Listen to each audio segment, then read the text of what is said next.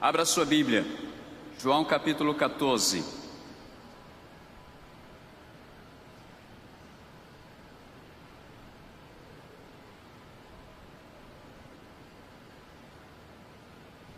Eu quero fazer a leitura apenas de 2 versos. Quero fazer a leitura dos versos 30, verso 31.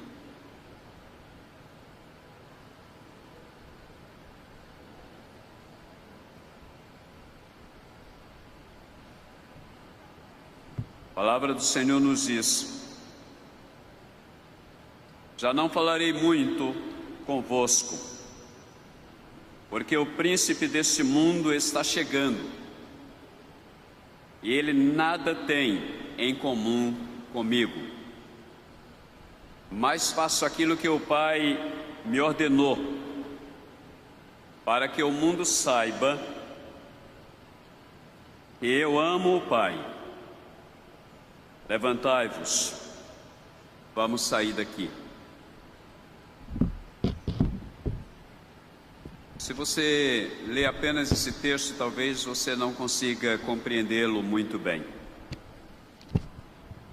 Se você se ativer apenas a leitura dele, você talvez pergunte: e daí vai sair o quê? Porque é o final de um capítulo em que Jesus está tratando nos primeiros versos sobre o conforto aos seus discípulos. Quando ele inicia o texto dizendo: não se turbe o vosso coração, credes em Deus, crede também em mim.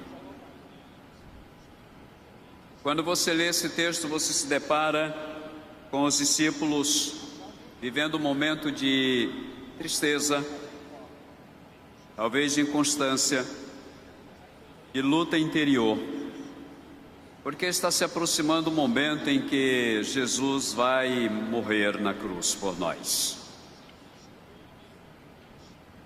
Está se aproximando o momento em que Jesus vai fazer aquilo para o que ele veio.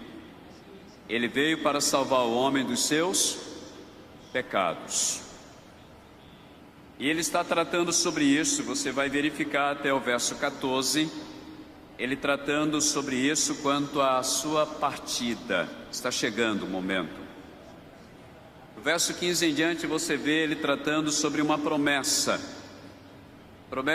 de que ele enviaria o Consolador para estar conosco, o Espírito Santo. E ele fala então dessa promessa do Consolador, e ele vai até o verso 28, e do verso 29, quando ele diz: eu vos digo isso agora, antes que aconteça, para que quando acontecer, possais crer. Aí ele diz no verso 30, já não falarei muito com vocês, porque o príncipe deste mundo está chegando. Quando ele fala do príncipe deste mundo, ele está falando do diabo. Quando ele fala do príncipe deste mundo, ele está falando de Satanás. Quando ele fala do príncipe deste mundo, ele fala do arqui-inimigo das nossas almas. Quando ele fala do príncipe deste mundo, é aquele que nós entendemos, mesmo o texto não dizendo com todas as letras, mas entendemos na sua leitura que é aquele ladrão que não vem senão para roubar, matar e destruir. Ele está falando disso. E ele está dizendo que esse príncipe deste mundo está chegando. Por que ele está dizendo isso? Porque está chegando o momento da sua morte. E no momento da sua morte, pode ter certeza da ação do inimigo. Pode ter certeza de que o diabo trabalha 24 horas por dia para nos tirar da presença do Pai. E ele então diz: o príncipe deste mundo está chegando. Mas o que me chama a atenção nesse texto, mais ainda, é a frase seguinte: disse Jesus, e ele nada tem em comum comigo. Você já pensou nessa frase? O príncipe deste mundo está chegando e ele nada tem em comum comigo. Aí você diz, pastor, mas para aí, eu não estou entendendo. Você está entendendo sim. Jesus está dizendo que o príncipe deste mundo está chegando, ele continuará trabalhando, ele continuará fazendo a sua obra destruidora, ele continuará exercendo a sua função maléfica. Ele disse, ele está chegando. Só que detalhe, ele nada tem em comum comigo. E ele está dizendo isso, e isso me ensina algumas coisas. A primeira coisa que eu aprendo, essa é a razão principal porque Jesus estava preparado para morrer no meu e no teu lugar, porque ele não tinha nada a ver com o diabo. Porque o diabo não tinha nada a ver com ele, eles não tinham nada em comum, totalmente separado. Como a gente costuma dizer, água e óleo não se misturam. Luz e trevas, entram as trevas, a luz desaparece. Entra a luz, as trevas somem. É assim. Quando o diabo entra, Jesus não exerce o seu ministério naquele lugar. É o poder das trevas. Quando Jesus entra, o poder das trevas sai e a luz entra. Porque não dá para associar os dois, não dá para unir, não dá para juntar. Aprendo que além de Jesus estar preparado para entregar a sua vida por mim e por você, porque ele não tinha nada em comum com o diabo, e o diabo nada em comum com ele, eu aprendo que é exatamente esse o meu e o seu desafio, não ter nada em comum com o diabo. Aí você diz, mas eu não tenho. Olha lá, essa afirmação ela é grave. Essa afirmação ela é séria, porque os adúlteros têm tudo a ver com o diabo. Os mentirosos têm tudo a ver com o diabo, tem tudo em comum com ele. Os fornicadores têm tudo a ver com ele, são unha e carne. Os trapaceiros têm tudo a ver com ele, andam juntos, lado a lado, de mãos dadas. Os quase crentes têm tudo a ver com o diabo, porque já aprendemos aqui que quase mais quase é igual a nada. Quase crente é totalmente perdido. Quase filho de Deus é totalmente filho do diabo. Quase salvo não tem salvação. Quase bom é mau. Uma moça quase grávida não está grávida.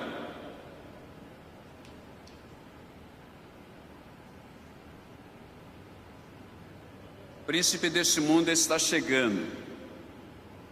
Ele nada tem em comum comigo, disse Jesus. A Bíblia diz, o escritor de Hebreus escrevendo, diz que nós devemos olhar para Jesus, autor e consumador da nossa fé. Os nossos olhos devem estar fitos em Jesus. Quem fita os seus olhos em religião está contrariando a Bíblia. Quem fita os seus olhos nos religiosos está contrariando a Bíblia. Quem fita os seus olhos na vida alheia descuida da sua. Quem anda de forma desordenada e deixa o príncipe desse mundo ordenar a sua vida, não tem nada a ver com Jesus.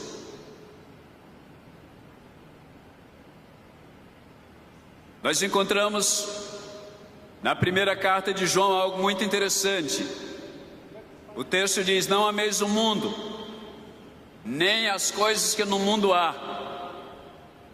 Porque a concupiscência dos olhos, a soberba da vida, não vem de Deus. Nós não devemos amar o mundo, não devemos amar as coisas que no mundo há. Eu estou falando de mundanismo. Eu estou falando de um mundo sem Deus. Eu não estou falando para sair da terra, para ir para outro lugar. Nós não somos ETs, nós somos gente, permaneceremos na terra. Mas o próprio Jesus diz: eu não peço que os tires do mundo, mas que os guardes do mal. E guardar-nos do mal é não ter nenhuma sociedade, eu e você, com o demônio. Nenhuma sociedade com ele. Ele é príncipe deste mundo, diz a Bíblia. E como príncipe deste mundo, a Bíblia chama atenção para não andarmos segundo o curso deste mundo. O curso deste mundo, o professor é o diabo. Quem ensina a roubar, quem ensina a matar, quem ensina a mentir, quem ensina a adulterar, quem ensina a trapacear, quem ensina a fazer tudo que de errado existe, o professor é ele. Ele é o mestre dos mestres. E a população, na sua maioria absoluta, tem sido aluna desse miserável professor. Tem aprendido com ele. Tem aprendido a desobedecer pai e mãe. Está me ouvindo, menino, menina? Você que grita com seu pai, que grita com sua mãe, teu professor é o diabo, sabia disso? E não ria não, eu não estou fazendo graça. Você que trai a sua esposa, teu professor é o diabo, sabia disso? Que trai o seu marido, teu professor é o diabo. Você que compra e não paga, o teu mestre, teu professor é o diabo.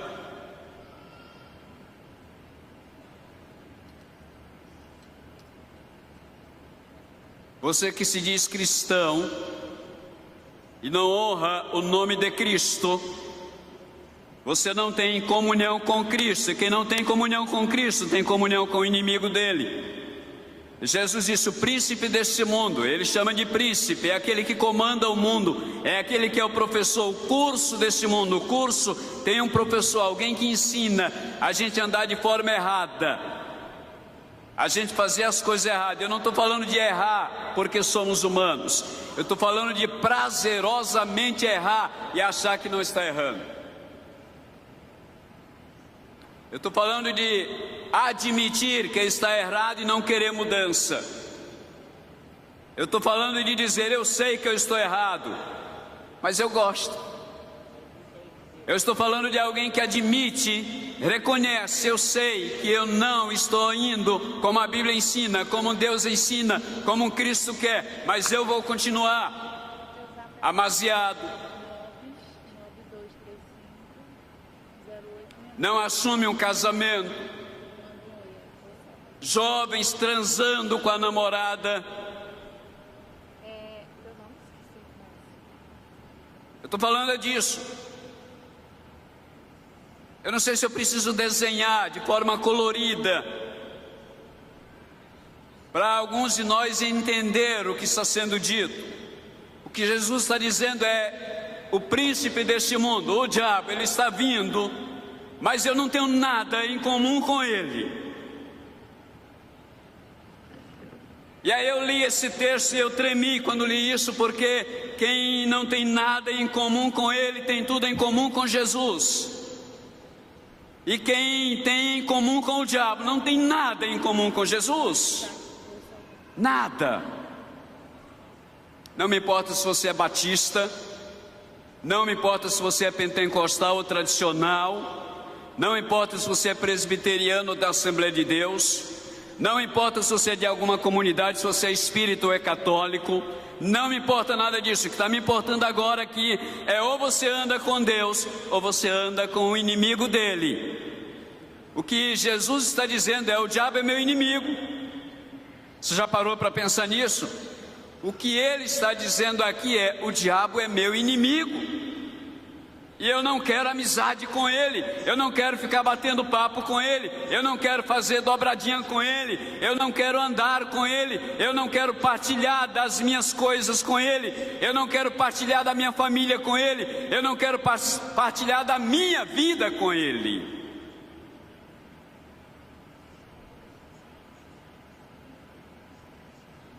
A maior desgraça do mundo é ser amiga do diabo, porque isso se constitui literalmente inimigo de Deus.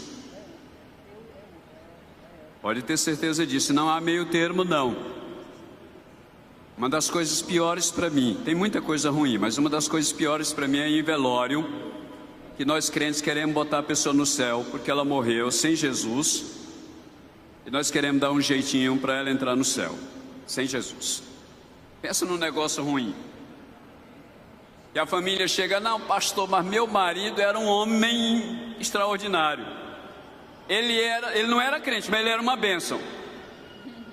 Pastor, meu filho, esse menino que morreu, acidente, esse menino que morreu, disse daquilo outro, pastor, esse menino era uma bênção. Pastor, esse menino me ajudava tanto, diz o pai, diz a mãe. Ele só não era crente, pastor, mas ele era uma bênção. Bênção de quê, queridos? Bênção como filho, ok, mas não era filho de Deus, não era salvo, logo é perdido, é filho do diabo, cidadão do inferno. Vocês, pastor, é isso mesmo, querido. A Bíblia não tem meio termo para isto. Ou nós servimos a Deus ou servimos o inimigo dele. Você ora pelos seus filhos chorando diariamente para que eles sejam salvos. Ora pelo seu marido, ora pela sua esposa, ora pela sua sogra, ora pelos seus vizinhos, ora pelos seus amigos. Ora pelos seus inimigos para que eles sejam salvos, porque ou eles têm Jesus na vida, ou eles não têm nada. Quando eu era criança, alguns meses atrás, eu ouvi uma música que diz: quem tem Jesus tem tudo, quem não tem, não tem nada. Você lembra dessa música? Quem tem Jesus tem tudo, quem não tem, não tem nada. Aí a gente fica querendo dar jeitinho brasileiro. Nós queremos ajeitar as coisas, arrumar as coisas. Não tem ajeitamento, não tem arrumação, não tem jeitinho brasileiro. Ou é ou não é, não tem meio termo para isso. Jesus está dizendo: o príncipe desse mundo está chegando. E ele nada tem em comum comigo. Ele disse: mas faço aquilo que o Pai me ordenou, para que o mundo saiba que eu amo o Pai. Olha a declaração dele: para que o mundo saiba que eu amo o Pai. Ele está falando de quem? Está falando de Deus. É Jesus falando do seu Pai, falando de Deus, Deus o Pai, aquele a quem nós devemos servir. E nós, igreja, precisamos entender, e além de entender, precisamos vivenciar o evangelho que nós cantamos, o evangelho que nós pregamos, o evangelho que nós dizemos defender. Nós precisamos levantar a bandeira, não existindo meias palavras, meio termo, não existindo jeitinho, é branco no preto, preto no branco e pronto. Isso não tem nada comum com ele. Ele não tem nada em comum comigo. O príncipe deste mundo, ele prega destruição. O príncipe deste mundo prega morte. O príncipe deste mundo prega desavença. O príncipe deste mundo prega divórcio. O príncipe deste mundo prega briga entre a família. O príncipe deste mundo prega briga dentro da igreja. O príncipe deste mundo prega religiosidade. Mas Jesus Cristo prega vida. Jesus Cristo prega paz. Jesus Cristo prega harmonia. Jesus Cristo prega entendimento. Jesus Cristo prega casamento sólido. Jesus Cristo prega uma igreja viva, ativa, que renuncia ao mundo para servir unicamente ao Senhor Jesus. A igreja espalhada pelo mundo, ela é bem diferente. A igreja brasileira, por exemplo, é a igreja light. A igreja brasileira é uma igreja light. Você não vê falar em pastor preso porque prega o evangelho? Eu estou soltinho aqui, nunca fui preso. Você não vê falar em crente perseguido no seu trabalho? Você não pode trabalhar aqui porque você é crente? Você não vê. Você não vê ninguém sendo perseguido. Você não pode estudar nessa faculdade. Não, porque nessa faculdade crente não estuda. Você não vê crente querendo comprar comida e o comércio dizendo, não vendo para crente. Você não vê. Então é light ser crente no Brasil. Agora, não tem sido light ser crente em outras nações. A campanha de missões nos desafia a pregar o Evangelho para fazer a terra se alegrar. Faça a terra se alegrar. Ah, queridos, para nós essa mensagem ela não diz muita coisa não. Nós estamos alegres. Oh, nós estamos felizes. Nós pregamos o Evangelho e as pessoas batem palmas para nós. Quando um cantor gospel canta, o povo vai ao delírio. O povo vai ao delírio gritando com a música gospel. Agora chame esse gospel para pagar o preço de ser crente. Aí você vê o crente meia boca, você vê o crente mais ou menos, você vê o crente pela metade, você vê o crente que você não diferencia ele pela roupa que veste, você não diferencia ele pelas palavras que ele pronuncia, você não diferencia ele pelo namoro dele, você não diferencia ele por nada. Olhando a olho nu, você não diferencia quem é ele, quem é ela como cristã. Você não diferencia ele na faculdade fazendo prova, colando igual aos outros. Você não diferencia no trânsito, quando xinga, quando espragueja, quando anda sem cinto de segurança, quando passa o sinal vermelho. Você não diferencia crente olhando assim. É tudo igual, tudo a mesma balela, a mesma bagunça, a mesma irresponsabilidade, o mesmo descompromisso. Não muda nada.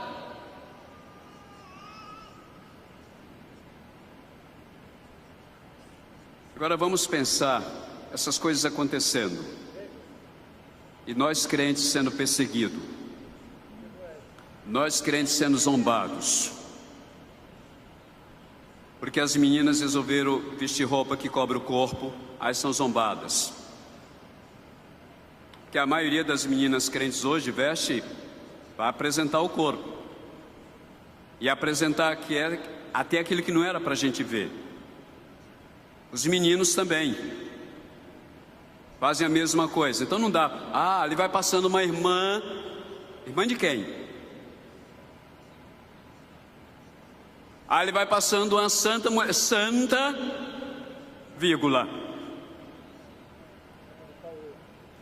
Não tem nada de diferente, queridos. Aí a Bíblia está dizendo que o príncipe deste mundo não tinha nada em comum com Jesus. Por que ele está introduzindo na igreja os costumes dele? Por que o diabo resolveu introduzir na igreja os costumes dele? Por que o diabo resolveu introduzir na igreja as ideias dele? Por que o diabo resolveu introduzir na igreja as ideologias, as fantasias dele? Porque a igreja foi permitindo, porque a igreja foi tendo comunhão com ele.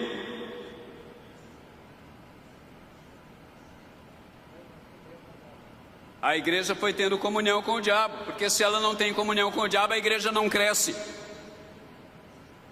E aí nós, pastores, para não perder o emprego, para ver a igreja crescer, vamos abrindo as portas, e pode vir, e não apenas pode vir, pode continuar como está.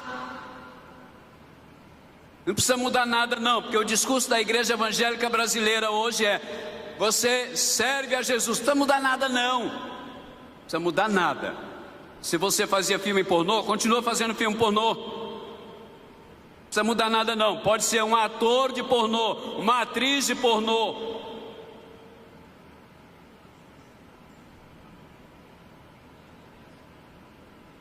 Ah, eu posso dar uma lista enorme de coisas que fazia antes e pode continuar fazendo. Não precisa mudar nada, só vai para a igreja, tá?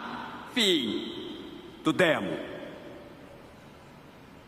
Só vai para a igreja, não muda nada. Igreja não muda ninguém, quem muda é Jesus. E ou nós agimos para ter comunhão real com Jesus, queridos, ou nós vamos sofrer. A igreja vai penar, a igreja vai sofrer, a igreja vai caminhar a passos largos, levando muita gente para o inferno. Eu sei que esse discurso meu hoje não é agradável. Eu sei que esse discurso meu hoje não é o discurso que você veio aqui para ouvir. Eu sei que esse discurso não agrada aos teus ouvidos. Eu sei que esse discurso não é pregado na maioria dos nossos cultos, aqui nessa igreja e nas outras igrejas, na maioria delas. Eu sei que esse discurso dói. Eu sei que esse discurso confronta. Eu sei que esse discurso incomoda. Eu sei que esse discurso não é agradável aos olhos e aos ouvidos. Mas, queridos, quando eu leio a Bíblia, eu fico incomodado, inquieto. Eu fico aperreado.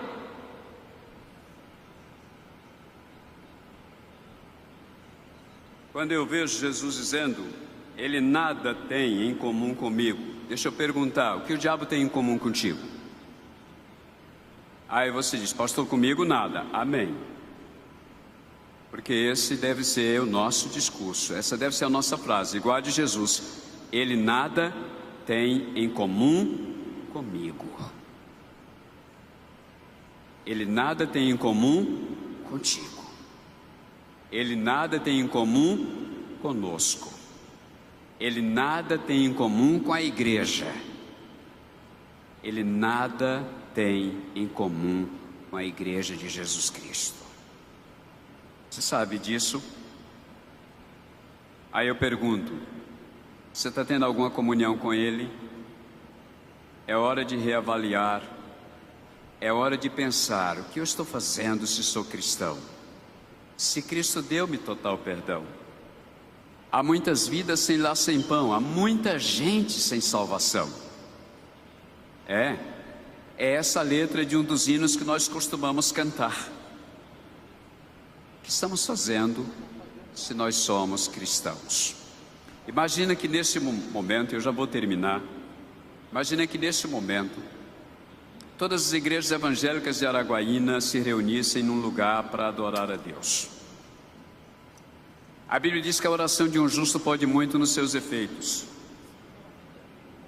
Agora imagina que todos nós, independentemente da cor denominacional, nos reuníssemos, quem sabe, no estádio da cidade. Talvez lá não coubesse, mas no pátio do estádio, depois de lotar o estádio de crentes.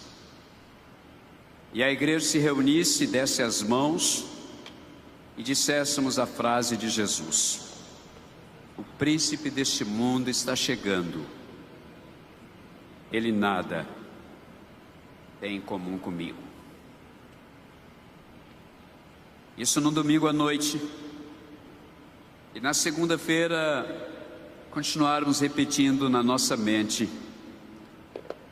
e fazer dessa frase uma realidade segunda-feira.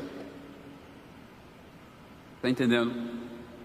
Fazer dessa frase uma realidade segunda-feira. O príncipe deste mundo está chegando. Ele nada tem em comum comigo. Fazer dessa frase uma repetição na terça, na quarta, na quinta, a semana inteira, fazendo dessa frase uma realidade nossa. O príncipe deste mundo está às portas, ele está agindo, mas ele não tem nada em comum comigo. Ah, queridos, pode ter certeza que a corrupção de Araguaína iria desaparecer. Ah, pastor, o senhor está dizendo que a igreja de Araguaína que é corrupta? Não estou dizendo só isso não. Eu não estou dizendo só isso. Mas só quem muda a corrupção em Araguaína é Deus através da igreja. Você acredita nisso? Você acredita nisso? Agora imagina isso na nação brasileira. Só Deus muda o Brasil, usando a igreja brasileira, a igreja do Senhor Jesus. Ah, tem que mudar alguns comportamentos nossos então, porque nós resolvemos levantar a mão na igreja, e aí o pastor vem e pergunta: quem aceita Jesus como Salvador? Aí você levanta a sua mão. Ah, tá. Aí você vai embora. E a vida não mudou nada. Aí você diz: não, agora eu virei crente. Virou crente, mas não virou salvo. Virou crente, mas não virou salvo. Por quê? Porque ainda tem coisas em comum com o inimigo. Ainda tem coisas em comum com o inimigo. Você quebra isso. E o desafio que eu lanço para essa igreja amada, para essa igreja querida, para você, meu irmão, minha irmã, para você, meu amigo que está aqui nessa noite, amiga que está aqui nessa noite, o desafio que eu lanço para você é: rompa com o diabo hoje. Rompa com ele. Romper. Quero nenhuma amizade com ele. Não quero nenhuma amizade contigo. Seja na minha mente, seja nos meus lábios, seja na minha prática, pensamento, palavras ou atitudes, eu não quero nenhuma comunhão com o inimigo. Eu quero convidar você a fechar os seus olhos agora.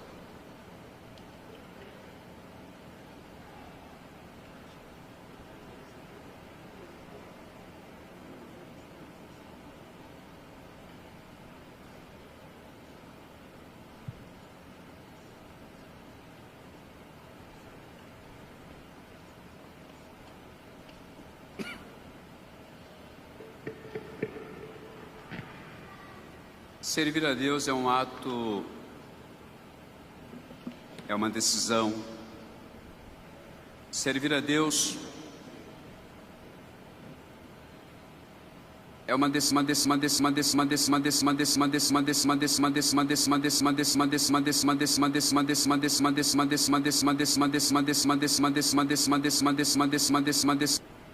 Que entende a necessidade de entregar a sua vida a Jesus radicalmente. Não entregue mais ou menos, não entregue para me agradar, não entregue para agradar a tua família, teus amigos, não. Só entregue sua vida a Jesus se você disser: eu quero que Ele mande na minha vida por inteira, e eu quero entregar essa vida nessa noite integralmente a Ele. Eu quero fazer um compromisso com Deus, compromisso radical. Eu quero entregar a minha vida porque eu quero ter a convicção de que morrendo hoje, ou daqui 20, 30, 40 anos, eu vou para o céu, porque Jesus pagou o preço dos meus pecados.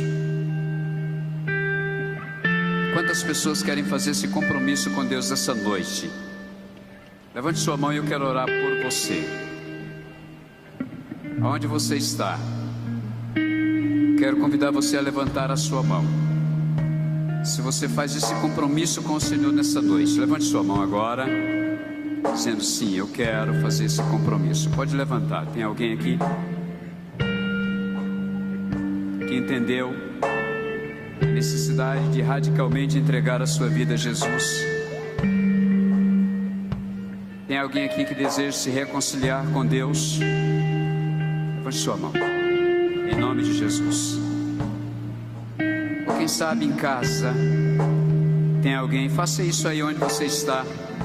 Você não precisa da minha presença para fazer isso, mas saiba que há uma necessidade de radicalmente você dizer: eu não tenho nada em comum com o inimigo, porque eu entrego a minha vida a Jesus. Mais uma vez só, tem alguém nessa noite que queira fazer isso?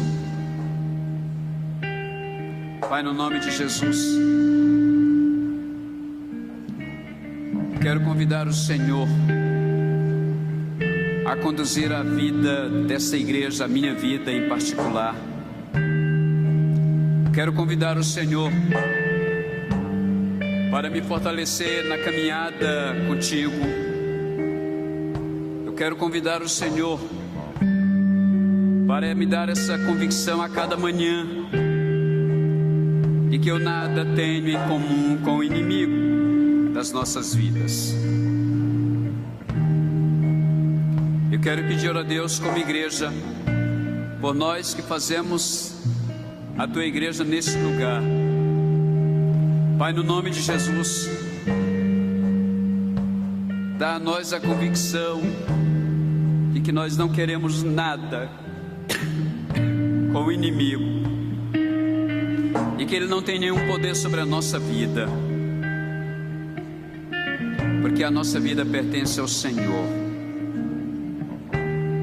porque nós já dedicamos a nossa vida no teu altar, porque nós somos teus filhos, salvos, redimidos, lavados, purificados pelo sangue de Jesus. Santifica, Pai, a tua igreja, santifica-os na verdade, porque a tua palavra é a verdade. Faz, ó Deus, que saiamos daqui nessa noite arrependidos, dizendo: ó Deus, eu me arrependo, eu me arrependo, eu me arrependo, e eu confesso a Ti os meus pecados, e eu recebo do Senhor o Teu perdão, e eu posso me alegrar no Senhor por ter sido perdoado. Obrigado, Pai, por esse tempo de adoração na Tua casa. Obrigado, Pai, por esse tempo de culto ao Senhor. Que esse não seja mais um culto na minha vida, mas que esse seja o culto que eu estou prestando ao Senhor, com toda a sinceridade do meu ser. Abençoe aqueles que nos acompanham em qualquer lugar do mundo pela rede social, e faz que esta palavra chegue à mente e ao coração deles, transformando-os em novas criaturas, salvos por Jesus Cristo. Agora, Pai, despede a tua igreja em paz, leva-nos para os nossos lares, debaixo dos teus cuidados eternos, e nos dê uma semana onde estaremos testemunhando do Senhor. Em nome de Jesus. Amém, Senhor. Amém.